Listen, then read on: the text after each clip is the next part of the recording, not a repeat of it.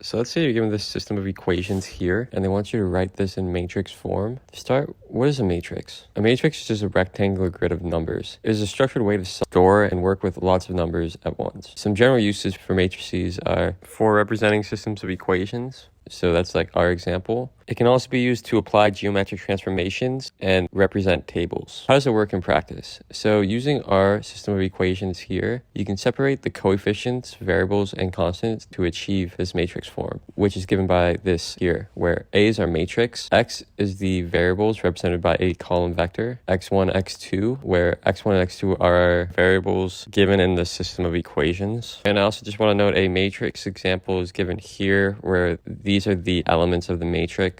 B are our constants, and they're also represented by a column vector like so. So in our example, we can convert it into matrix notation here by starting with our matrix A. So we need to find what these elements are. And these elements in this matrix are the coefficients of the equations, which this just means these are the values that are attached to variables in our equations. If we start with our first element, A11, it's going to be 2, since it's attached to our first variable in our first equation. And then A12 is going to be 3, since this is attached to our second variable in our first equation. So the first row of our matrix is going to represent the coefficients of our first equation. And so now we can go to the second row. These are going to be the coefficients that are in the second equation. A21 is going to be -1, and then A22 is going to be 4. So this is our matrix here. And then we can find what our variables are, X1 and X2. So if we look at our system of equations, our first variable is going to be X, and then our second variable is going to be Y. And then B are our constants. So if we look at our system of equations, our first constant is going to be 5, then our second constant is going to be 1. So we can put this all together and we get this expression here. This is the matrix representation of our systems of equations. So important thing to note, we can use this matrix notation to solve for the variables of X and Y that satisfy both equations. Using matrix notation, the solution may be easier to find when the number of equations is large. And so I can show this process showing how we find this X and Y value with the matrix notation.